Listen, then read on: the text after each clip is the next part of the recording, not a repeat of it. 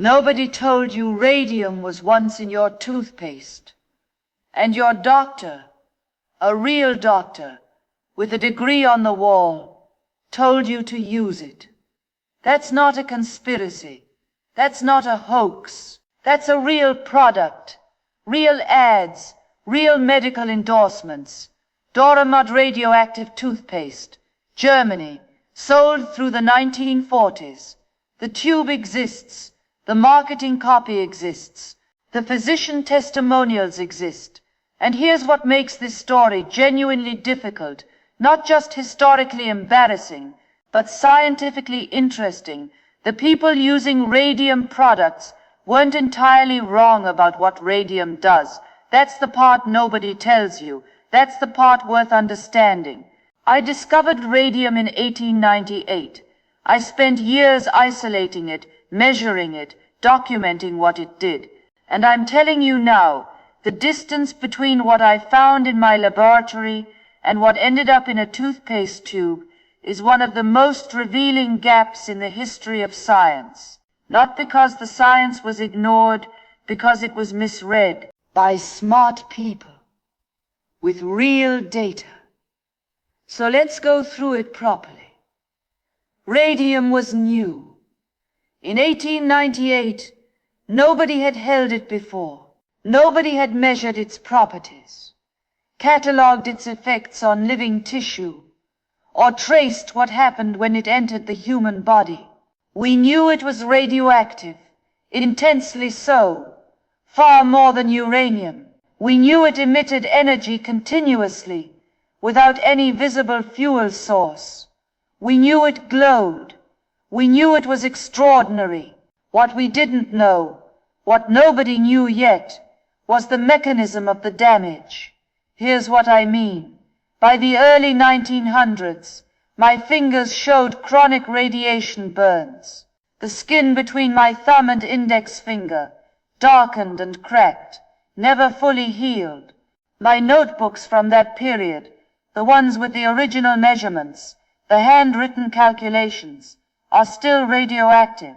They're stored in lead-lined boxes at the Bibliothèque Nationale de France. If you want to read them, you sign a liability waiver first. I knew the damage was real. I noted it. I worked around it. And I continued. That was not recklessness. It was a calculated decision made with incomplete information, which is the only kind of information a working scientist ever has. I didn't know the mechanism. I knew something was happening. There's a difference between those two things, and collapsing them together is how people make bad decisions about science in both directions, either ignoring real harm because the mechanism isn't confirmed yet, or abandoning real work because the risk isn't fully quantified. Now back to the toothpaste. The first epidemiological evidence linking radiation exposure to cancer didn't arrive until the 1920s. It wasn't widely accepted until the 1930s and beyond. That means there was a window roughly 20 to 30 years where radium's harmful effects were genuinely not established science, not suppressed, not ignored by everyone, just not yet known. In that window, radium had observable real effects on the body. It stimulated tissue. It accelerated cell activity. It produced measurable physiological responses. Doctors who prescribed it weren't inventing results. Some of those effects were real. The problem wasn't in the observation. The problem was in the interpretation. This is the harder lesson. Bad science often isn't wrong about the facts. It's wrong about what the facts mean. Radium sits directly below calcium on the periodic table. Same group, same valence structure, similar ionic radius. The body's calcium handling systems treat radium as calcium, absorb it through the gut, deposit it in bones, store it in teeth. This isn't a failure of biology. It's biology working exactly as designed. The system evolved to handle calcium. Radium looks identical from a chemical standpoint. Once radium is embedded in bone, it undergoes alpha decay continuously. It emits alpha particles directly into the surrounding tissue at point-blank range. Here's the thing about alpha particles most people misunderstand. Outside the body, they're almost harmless. A sheet of paper stops them. A few centimeters of air stops them. If you held radium in your hand with gloves, the alpha particles wouldn't even reach your skin. But inside bone, inside tissue, that changes completely. An alpha particle that can't penetrate paper deposits all of its energy into a microscopic volume of living tissue.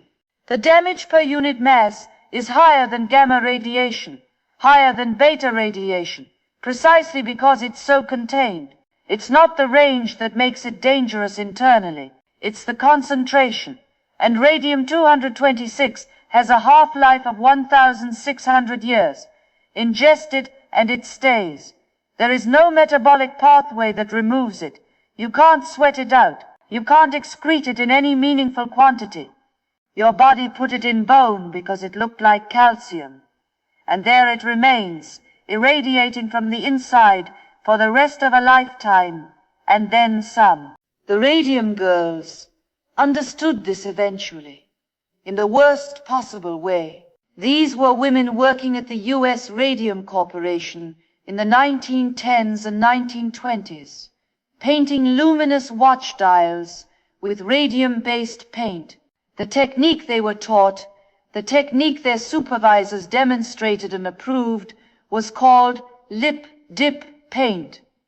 Point the brush with your lips, dip it in the paint, apply to the dial dozens of times per hour, 8 hours a day, 6 days a week. They ingested radium directly, repeatedly, for years. The company's own scientists wore protective gear. The workers were told the radium was harmless. Some supervisors painted their nails with the paint to show it was safe. The glow was considered a charming perk of the job. The first symptoms appeared in teeth and jaw, the bone tissue closest to the point of ingestion, where radium concentrated first. Necrosis, bone dying from the inside, becoming infected, disintegrating.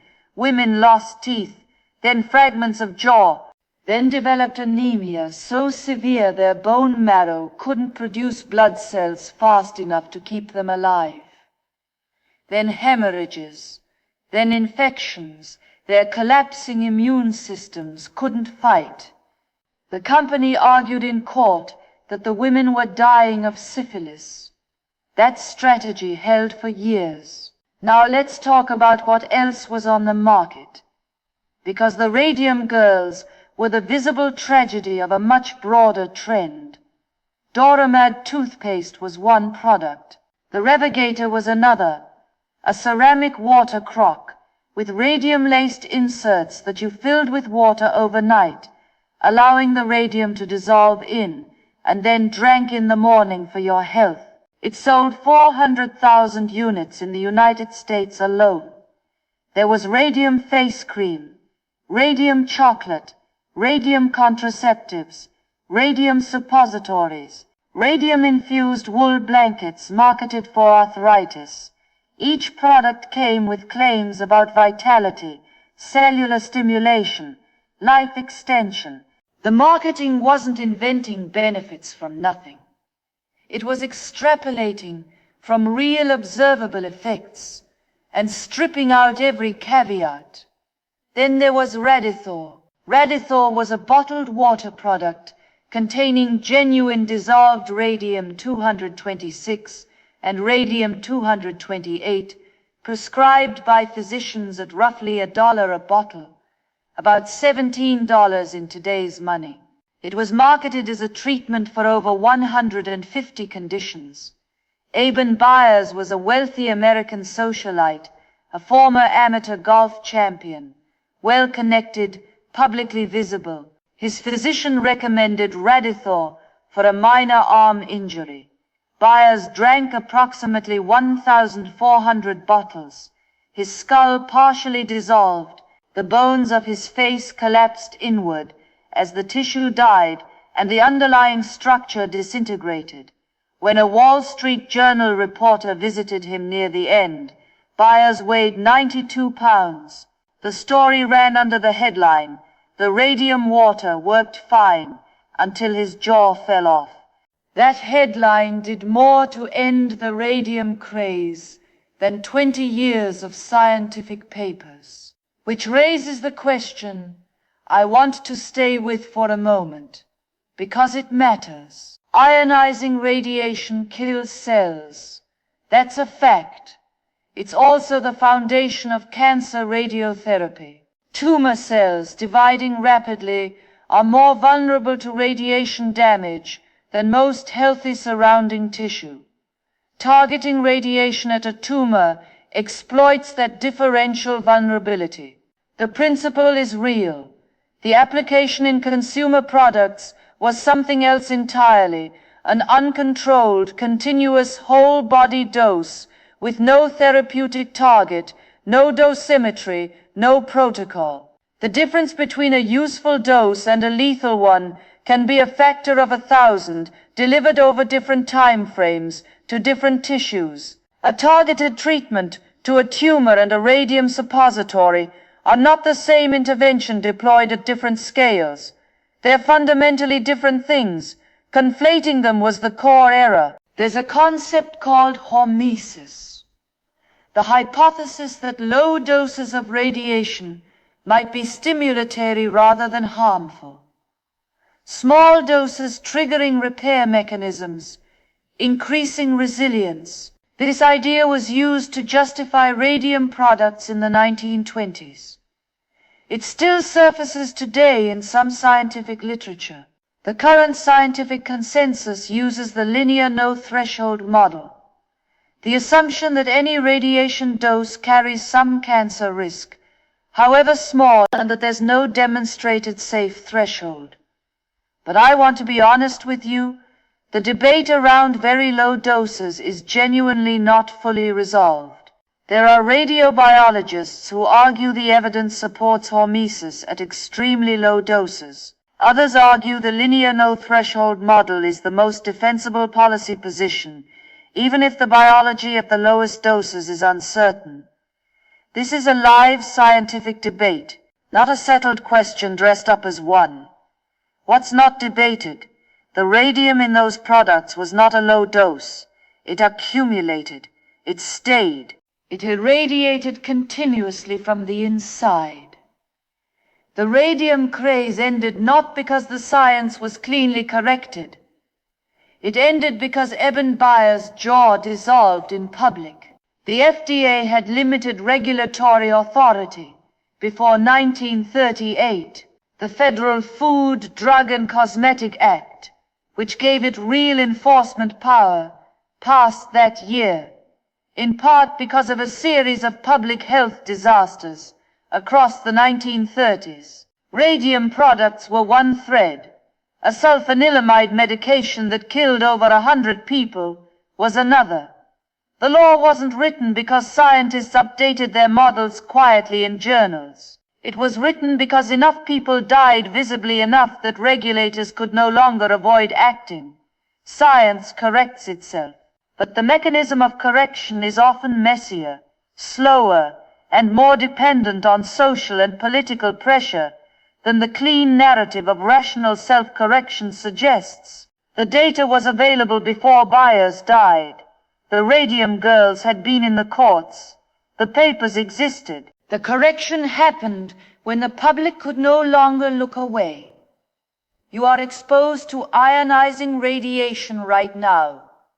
Cosmic rays passing through the roof. Radon gas, a decay product of uranium naturally present in soil, accumulating in the lower floors of your home. The EPA estimates it causes about 21,000 lung cancer deaths per year in the United States. Potassium-40, A radioactive isotope is present in your own body in quantities you can't reduce. Medical imaging adds to your annual dose.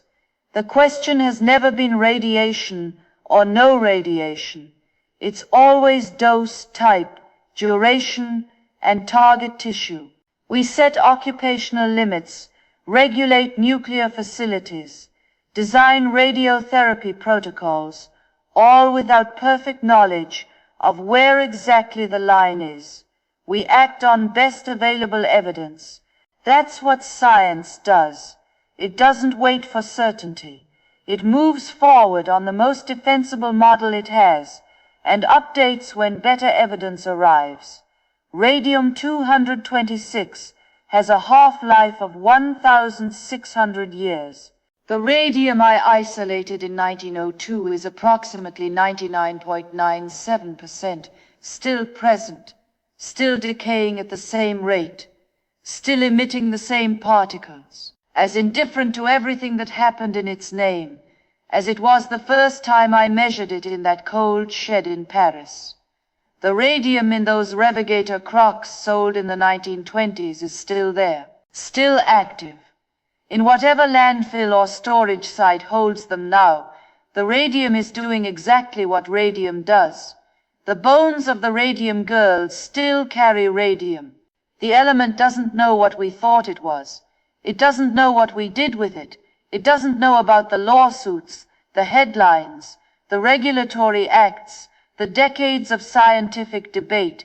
It just decays, at its own rate, on its own schedule.